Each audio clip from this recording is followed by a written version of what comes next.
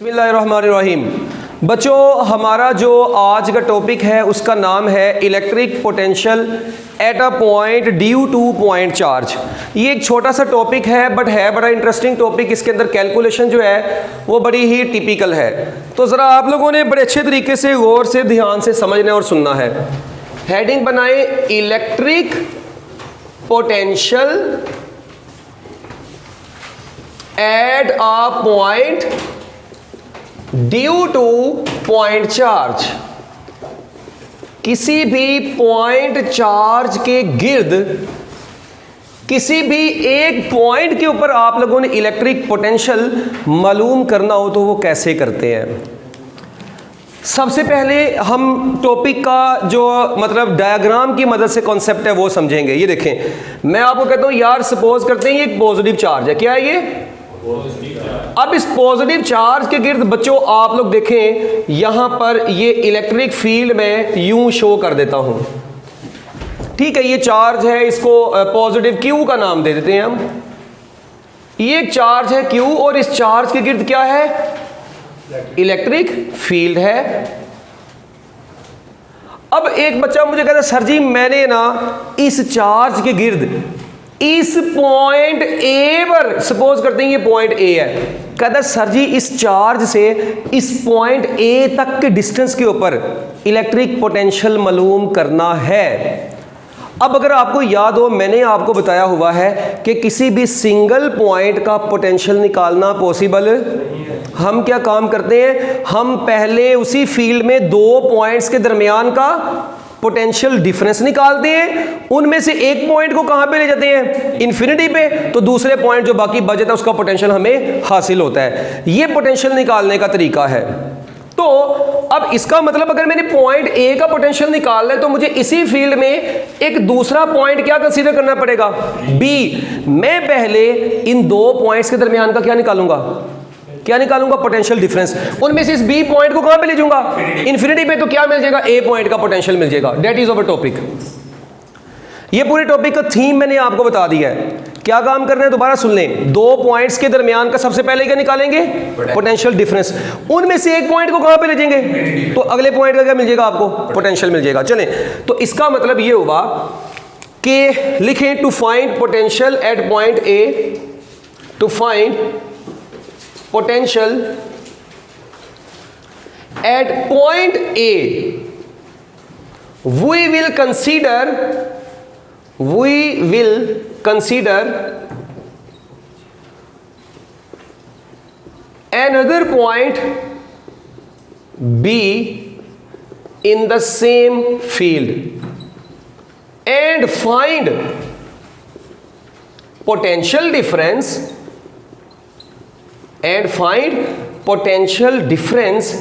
between A and B। तो सबसे पहले बच्चों हम लोग A और B के दरमियान का क्या निकालेंगे? पोटेंशियल डिफरेंस निकालेंगे। अब आप लोगों ने जैसा कि ये रिलेशन पढ़ा हुआ है एज वी नाउ डैट, मुझे बताओ बच्चों पोटेंशियल डिफरेंस कैलकुलेट करना है किसी इलेक्ट्रिक फील्ड में, तो इलेक्ट्रिक फील्ड और पोटेंशियल डिफरेंस के दरमियान में एक रिलेशन आप लोगों ने पढ़ा हुआ है। क्या रिलेशन है? E is equal to minus delta V divided by delta R, यानी electric field is negative of potential gradient. क्या हम लोगों ने ये लास्ट लेक्चर में पढ़ा था? अब यहां से मुझे बताओ यार डेल्टा वी किसके बराबर आएगा? अगर आप लोग गौर करें, डेल्टा वी बराबर आएगा minus E into delta are. ये स्टेप किसी को समझ लगा? ये देखें मैंने क्या काम किया, ये डेल्टा आर नीचे डिवाइड हो रहा है उधर जाके मल्टीप्लाई, तो डेल्टा वी किसके बराबर आ गया? ई इंटू डेल्टा आर और माइनस उधर लिख दिया, तो delta V is equal to minus E into delta R आया। अब यहां पर आप लोग देखें डेल्टा वी आया minus E into delta R. अब नेक्स्ट स्टेप यहां पर क्या काम करेंगे? डेल्टा वी होता है पोटेंशियल डिफरेंस, यानी हाई पोटेंशियल माइनस, मुझे बताएं वो दो पॉइंट्स हैं ए और बी, किस पॉइंट का पोटेंशियल ज्यादा होगा? ए पॉइंट का पोटेंशियल बी से क्या होगा? ज्यादा। मैंने आपको बताया था जो पॉइंट पॉजिटिव चार्ज के करीब होगा उसका पोटेंशियल ज्यादा होगा, जो दूर होगा उसका पोटेंशियल कम होगा। तो यहां से क्लियरली नजर आ रहा है कि V A minus V B क्या होगा? पोटेंशियल डिफरेंस होगा। तो मैं डेल्टा वी की जगह पर क्या लिख सकता हूं? और क्या लिख सकता हूं भाई, V A minus V B is equal to minus E अपनी जगह पर, और डेल्टा आर में लिखूंगा R A minus R B. क्यों? क्योंकि देखें ये डिस्टेंस किसके ऊपर डिपेंड कर रहा है, मतलब ये पोटेंशियल इस डिस्टेंस के हिसाब से है। पोटेंशियल ग्रेडियंट की डेफिनेशन क्या थी, change in potential with respect to distance. तो ये पोटेंशियल का चेंज इस डिस्टेंस के लिहाज से है, तो पोटेंशियल के चेंज में अगर ए पहले बी बाद में, तो डिस्टेंस में भी क्या आएगा, ए पहले और बी बाद में आएगा। तो ये V A minus V B is equal to minus E into R A minus R B आया। अब मुझे क्या चाहिए, पोटेंशियल डिफरेंस ही चाहिए। यहां पे आप लोग देखें ये ई जो है, इस ई का फार्मूला आप लोगों ने भी पिछले टॉपिक्स में पढ़ा था, ई इज इक्वल टू होता है के क्यू ओवर आर स्केयर, जिसको 1/4 pi epsilon not Q over R square भी लिखा जा सकता है। ये ई का फार्मूला होता है 1/4 pi epsilon not Q over R square. अगर मैं इस ई की वैल्यू इधर पुट कर दूं तो देखो बच्चों, V A minus V B कितना आ जाएगा, माइनस ई की जगह पर क्या आ गया, 1/4 pi epsilon not Q over R square, और साथ में क्या बच गया, R A minus R B, ये आपके पास आ गया है। मगर आप लोग देखें ये पोटेंशियल डिफरेंस की जो इक्वेशन आप लोगों के सामने आई है, ये तो बहुत बड़ी इक्वेशन है, और ये पोटेंशियल डिफरेंस पूरे का पूरा बराबर आया है 1/4 pi epsilon not Q over R square. अब देखें, क्या आपको पाई की वैल्यू पता है? बिल्कुल पता है। एप्सिलॉन नॉट की वैल्यू भी पता होगी।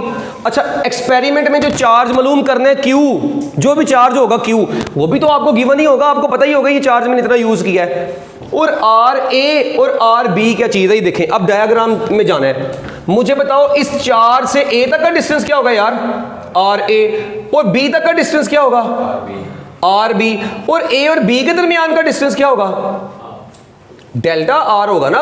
ए से बी तक का डिस्टेंस कितना होगा, डेल्टा आर। ए का चार से डिस्टेंस कितना है, आर ए, बी का कितना है, आर बी, दोनों के दरमियान का कितना है, डेल्टा आर। और इसी तरह एक बात बड़ी ही काम की यहां पे यार, ए और बी का सेंटर के यहां पे नहीं होगा, देखो जरा गौर से, ए और बी का सेंटर मेरे दरमियान में एक डॉट लगाया है, ये ए और बी के सेंटर का चार्ज से डिस्टेंस जो है ना, उसको हम लोगों ने आर बोला है। ये फर्स्ट ईयर में आप लोगों ने पढ़ा था, वहां पर एब्सोल्यूट पोटेंशियल एनर्जी में भी, अगर आपको याद हो, अगर आप लोगों को ये याद हो ना, ये डिस्टेंस था भाई यहां तक, ये सेंटर है, ये वाला क्या था R1, ये क्या था R2, कुछ याद आ रहा है, और दोनों के दरमियान का क्या था यार, डेल्टा आर। तो ये बिल्कुल वैसे ही है, पहले पॉइंट का डिस्टेंस कितना है, आर ए, दूसरे का कितना है, आर बी, दोनों के दरमियान का कितना है, डेल्टा आर है। मगर एक चीज देखें, अगर आपको याद हो, वहां पर भी ये चीज पड़ी थी कि 1 और 2 का सेंटर लें, और ये इसका जमीन से जो डिस्टेंस होगा ये आर होगा। क्या ये याद आ रहा है भाई? ये फर्स्ट ईयर में आप लोगों ने पढ़ा था। सेम इसी तरह यहां पर जो ये काले वाला यानी ब्लैक वाला आर मैंने लिखा है, ये बेसिकली क्या डिस्टेंस है, ए और बी के सेंटर का चार्ज से डिस्टेंस, इसको बोलेंगे average distance of A and B. मुझे बताओ, दो पॉइंट्स का एवरेज लेंगे, उनके मिड में ही आएगा ना उनके। अब ए और बी का मिड, ये मिड से चार्ज तक का डिस्टेंस क्या है, आर है। और क्या हो गया, अब मुझे यहां पर अगर आप लोग सवाल में देखें ना, V A minus V B निकालना है, क्यू तो पता है, आर ए भी पता है डायग्राम में देख के, आर बी भी पता है। रोला किसका पड़ा हुआ है यहां पे, आर स्केयर का रोला पड़ा हुआ है। ये आर स्केयर मुझे नहीं पता। अब मैंने क्या मालूम करना है, सबसे पहले मैं क्या निकालने जाऊंगा, आर स्केयर निकालना है। अब आर स्केयर के लिए ना डायग्राम में आप लोगों ने देखना है। अगर आप लोग उस डायग्राम में गौर से देखें, वो आर जो है, मैं लिख सकता हूं फ्रॉम फिगर, ये आर मुझे बताओ कितना है, मैं इसको लिखने लगा हूं R A plus delta R by 2। बस ये स्टेप काम का है, इसका मुझे बताएं ये कैसे आ गया। हरी अब जल्दी जल्दी देखना था इसको, ये मैंने कैसे लिख दिया यार कि R A plus delta R by 2 जो है, ये मिलके क्या बना रहा है, आर बना रहा है। इसका बताओ, शाबाश। वो डायग्राम में देख लेना, ये देखो, अगर आपको याद हो ना, ये अकेला आर जब निकालना था, इसमें इतना डिस्टेंस आ रहा था, ये वाला, ये टोटल कितना है, डेल्टा आर। अच्छा, सिर्फ ये वाला कितना होगा, इतना सा हिस्सा, ये वाला कितना होगा, डेल्टा आर बाई 2, और नीचे वाला कितना है, R1। तो आप इसको लिखते थे R1 plus delta R by 2। तो अब देखें जरा, इधर गौर से देखें, ये चार्ज है यार, इस चार्ज से गौर से सुनना, ये पॉइंट ए है, ये पॉइंट क्या है बी, ये डिस्टेंस कितना है आर ए, ये कितना है आर बी, ये कितना है। अच्छा तो मेरी बात सुनो, ये इनके दरमियान का ये वाला कितना होगा, ये आर है। अब सुने ये आर किसके बराबर होगा, इतना सा डिस्टेंस क्या होगा बताओ जरा, ये डेल्टा आर का हाफ, और इधर से इधर कितना है आर ए, इसका मतलब आर ए और डेल्टा आर बाय 2 मिलके क्या बना रहा है, पूरा आर बना रहा है। समझ लगी ये आर कैसे निकला है। बस अब ये सारी कहानी खत्म होने लगी। अब देखना जरा, मैंने लिख दिया R is equal to R A plus delta R by 2। अब मुझे एक बात बताओ कि पुत्र हम क्या काम करेंगे, taking square on both sides. हम लोग अब दोनों साइडों पर बच्चों क्या ले लेंगे, स्क्वायर लेंगे। जब स्क्वायर लेंगे क्या बनेगा, R square is equal to R A plus delta R by 2 का क्या आ गया, होल स्क्वायर आ गया। स्क्वायर ओपन करना आता है, ए प्लस बी का होल स्क्वायर कैसे सोल्व करते हैं, ए स्क्वायर जमा बी स्क्वायर जमा 2ab। तो चलो जरा इसका स्क्वायर निकालो, फिर ये क्या आएगा, ये बनेगा R square is equal to पहला क्या आएगा आर स्क्वायर ए जमा डेल्टा आर बाय 2 का होल स्क्वायर जमा 2 इंटू आर ए और डेल्टा आर बाय 2। किसी को समझ लगी हो स्टेप की। और यार पहले का स्क्वायर जमा दूसरे का स्क्वायर जमा 2 इंटू ए बी, तो ए की जगह पर आर ए और बी की जगह पर डेल्टा आर बाय 2 आ गया। अब मेरी बात सुने ज़रा, यहाँ पर दो चीज़ें गौर करने वाली हैं।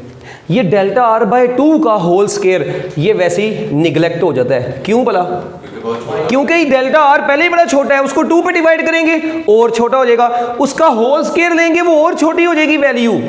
तो जो चीज़ पहले ही बड़ी छोटी है उसको वैसे ही कर दें निगलेक्ट, और ये 2 इस 2 से क्या हो गया, तो क्या बचा आपके पास, R square is equal to R square A जमा R A into delta are.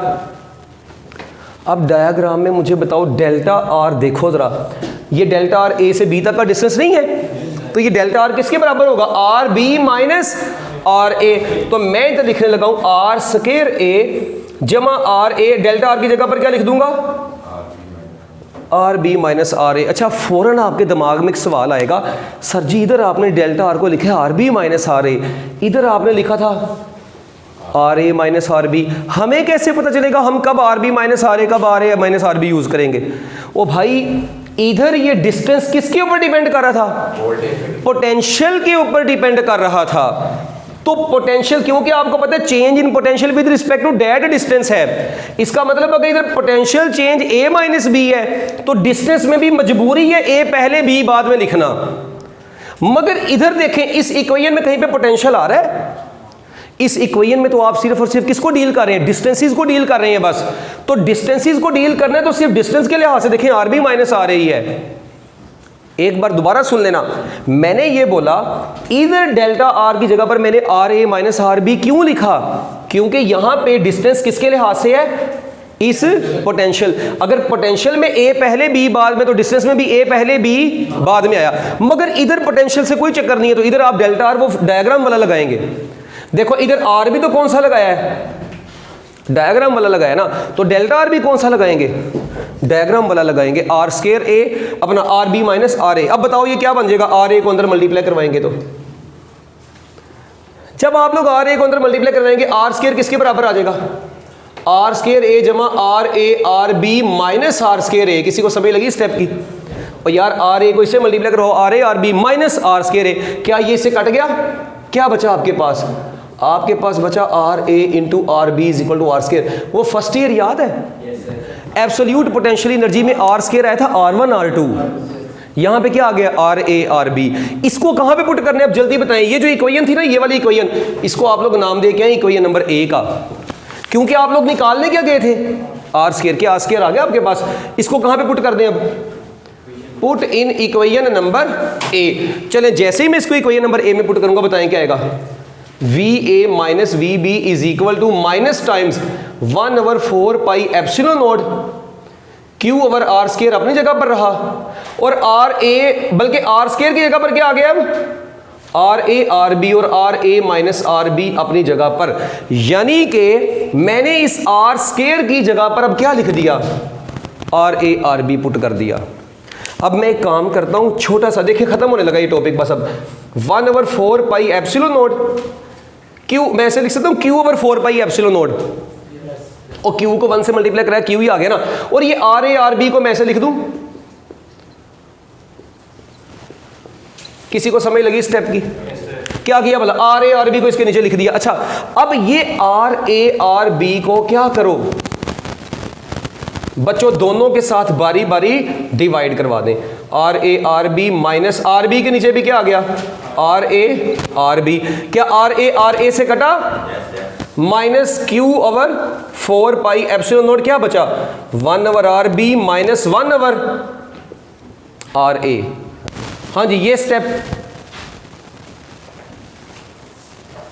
अगर आप लोग थोड़ा सा गौर करो यार, RB से कट गया, RA से कट गया। अच्छा अब मैथ वाले लोग हो तुम लोग, इतना तो जानते हो, ये जो माइनस है ये अंदर आके क्या हो जाएगा, ओ फिटे मुंह, प्लस कैसे हो जाएगा?